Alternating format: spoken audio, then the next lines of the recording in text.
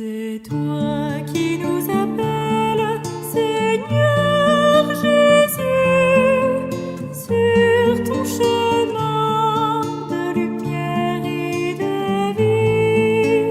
Donne-nous de te suivre, Seigneur Jésus, dans la foi, dans l'amour.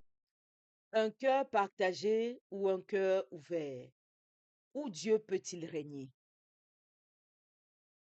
Frères et sœurs bien-aimés dans le Christ, rendons grâce au Seigneur pour ce jour nouveau où il nous rassemble autour de sa parole. Il n'est pas seulement un récit ancien. Elle vient sonder notre cœur, révéler nos divisions intérieures et ouvrir en nous des chemins de guérison. Aujourd'hui, une même question traverse les lectures. Mon cœur est-il partagé ou vraiment ouvert à Dieu? Dans la première lecture, le prophète Anias annonce à Jéroboam la division du royaume. Le règne de Salomon, pourtant béni au départ, s'est abîmé dans l'infidélité. Son cœur s'est laissé séduire par d'autres dieux. La conséquence est douloureuse. Le royaume se déchire. Ce qui était uni se fracture. Ce qui était fort se fragilise. L'infidélité intérieure produit toujours une division extérieure. Quand Dieu n'est plus au centre, tout finit par se fissurer. Le texte précise plus tard, Israël s'est détaché de la maison de David. Derrière l'événement politique, il y a un drame spirituel, un peuple au cœur partagé. Et si cette division parlait aussi de nous? Nous pouvons croire en Dieu, prier, servir, mais garder des zones réservées, des compromis silencieux, des attachements que nous refusons de lui abandonner. Un cœur partagé finit toujours par perdre sa paix.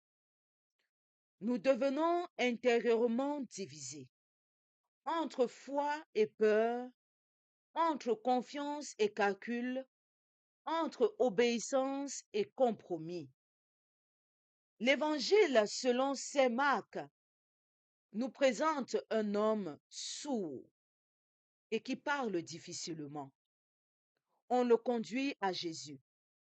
Il est enfermé dans son silence, incapable d'entendre clairement, incapable de s'exprimer librement. Jésus le prend à part, loin de la foule. Il touche ses oreilles, sa langue, et prononce ce mot, Ephata, c'est-à-dire ouvre-toi. Et aussitôt, l'homme est guéri. Quelle image puissante de notre vie spirituelle. Un cœur partagé devient peu à peu un cœur sourd. Nous n'entendons plus clairement la voix de Dieu. Nous prions, mais sans écouter.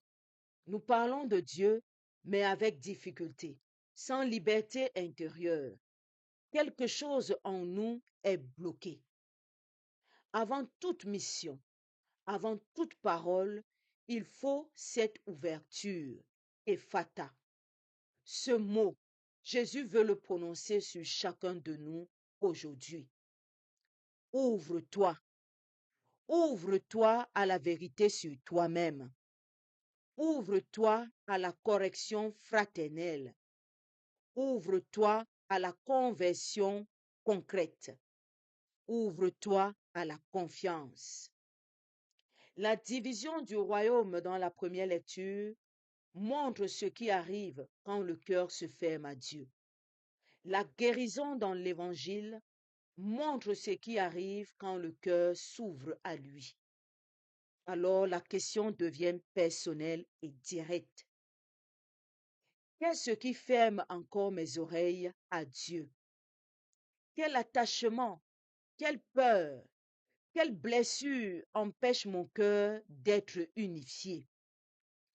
Suis-je intérieurement divisé entre plusieurs fidélités? Dieu ne veut pas un cœur parfait, il veut un cœur ouvert, un cœur humblement disponible, un cœur qui accepte de se laisser toucher. La foi chrétienne n'est pas une accumulation de pratiques, elle est une unification progressive de toute notre vie autour du Christ. Quand Dieu règne vraiment, il ne divise pas, il rassemble, il pacifie, il harmonise. Aujourd'hui, Jésus ne vient pas nous condamner pour nos partages intérieurs. Il nous prend à part. Il touche ce qui est blessé et il murmure, Ephata, laisse-le faire. Prions. Seigneur Jésus, mon cœur est parfois divisé. Je veux te suivre, mais je garde des sécurités. Je veux t'écouter, mais tant de voix m'habitent. Prononce sur moi ton Ephata. Ouvre mes oreilles à ta parole. Délie ma langue pour que je professe ma foi sans peur. Unifie en moi ce qui est dispersé. Que je ne vive plus partagé, mais tout entier à toi. Règne dans mon cœur, sans rival, aujourd'hui et toujours.